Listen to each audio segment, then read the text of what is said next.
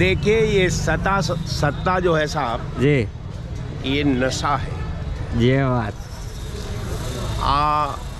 मेरा जी, नसेमन जी, न बनो हाँ, शुक्र सुल्तानी के गुंबद पर। तू शाही है जी, बसेरा कर पहाड़ों की चट्टानों पर। कहने का मेरा मतलब ये है कि तमाम विद्वान हमारे आप भाजपा के प्रवक्ता हैं जी, बहुत अच्छा जी, थिंकर भी हैं और थीसिस भी लिखते हैं जी। अब ये किसी ने कहा कि साहब हम तो 400 पार, हाँ, देश का हमारा प्रधानमंत्री हाउस में कहता है कि 400 पार। पूर्वांचल में हम पूर्वांचल का रहने वाले हैं। पूर्वांचल में जब जमीनों का विवाद होता था तो लोग कहते थे कि साहब देखो ये 4 लट्ठा जमीन तुम्हारी है। हाँ, आज जो पार वाली जमीन है, हाँ, इसमें हस्तक्षेप मत करना। हाँ, ये जमीन हमारी है, ये 4 लट्ठा जमीन तुम्हारी है। हाँ, तो प्रधानमंत्री ने अपना दिल कभी कभी हर व्यक्ति को, हाँ, हर समय तो नहीं, ये कभी कभी एक ऐसा क्षण आता है कि सरस्वती बास करती है और सही बात बुलवा देती है। तो प्रधानमंत्री ने कहा कि साहब हम 400 प्लस नहीं पार। तो पार का मतलब 143 सीट। तो 143 सीट प्रधानमंत्री ने अपने मुखारबिंद से भारत की सदन में मुहर लगा दी है। जी जी जी। अब भाजपा के लोग कह रहे हैं कि साहब हम तो 400 पार। अरे जो दल 400 सीट पर लड़ ही नहीं रहा है वो पार कहां से जाएगा? पहला सवाल। जी जी जी जी जी। कि जो पार्टी 400 सीट अपने बलबूते नहीं लड़ रही है वो 400 प्लस कैसे करेगी?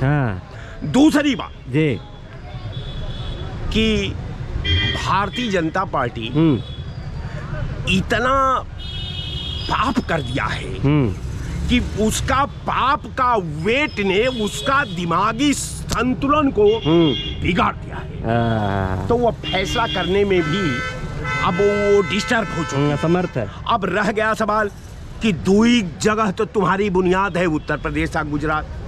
हम दोनों सीट तुमको दे देते हैं तब वो 125 सीट, अगर जो 100% सीट देते तब तो 120 गो जब बिलियां करवा पूरा देश में तब 20 गो अब 20 गो ही अब 3 गो और ही मान लो 43 सीट। तो प्रधानमंत्री जी ने जो वादा किया था पार्लियामेंट में कि हम 400 प्लस पार वाली जो सीट है वो मेरी है, तो मुझे लगता है कि सरस्वती ने उनके जुबान पर बैठ करके सही सीट का आकलन भारत की सदन में उनके मुखारबिंद से बुलवा करके उच्चारण करा करके ये साबित कर दिया कि 143 सीट ही हमारी सीट है। 143 सीटें ही भारतीय जनता पार्टी जीतने वाली है। मैं उस सीट पर मुबारकबाद देता हूँ कि मोदी जी और उनके समर्थकों को मुबारकबाद है कि अल्लाह ताला उनकी नेक सोच का, उनके नेक कर्म का,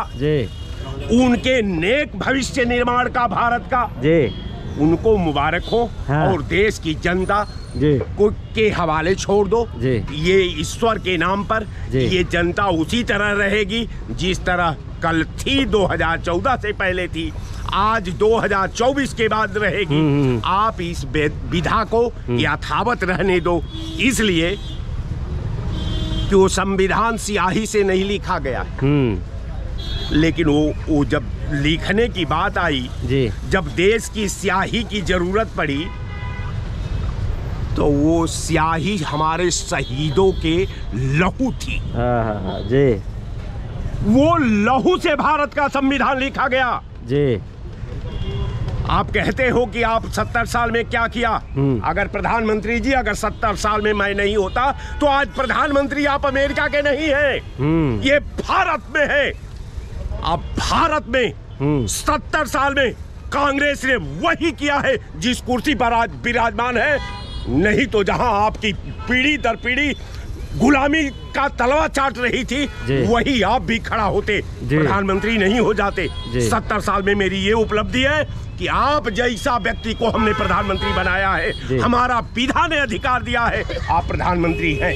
तो कहने का मेरा मतलब कि इनके जाल में मत फंसिए। ये घिर चुके हैं, ये फंस चुके हैं।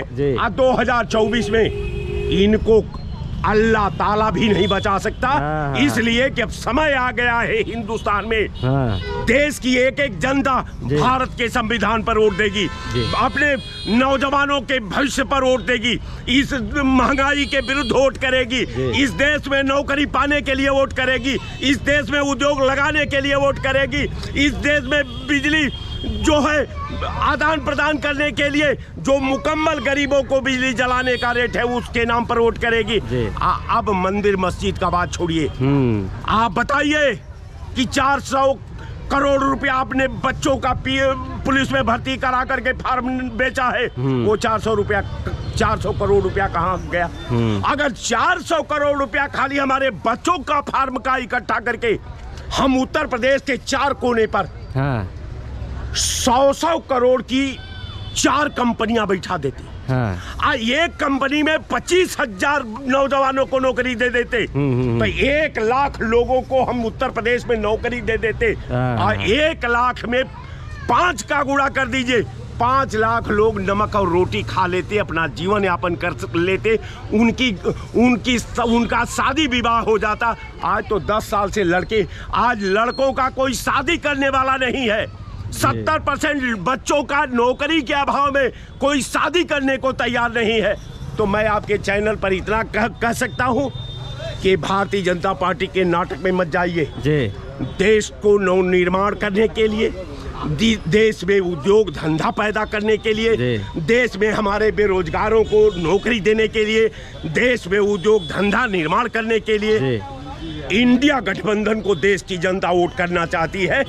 इन आडंबर और धार्मिक व्यापारियों को अब जनता वोट करने वाली नहीं है, इसलिए कि अब राम पा गई है, अब राम पा गई है, तब अब मेरे अंगने में तुम्हारा क्या काम है? अब आप अपना काम करो, देश को देश के हवाले छोड़ दो। जय हिंद।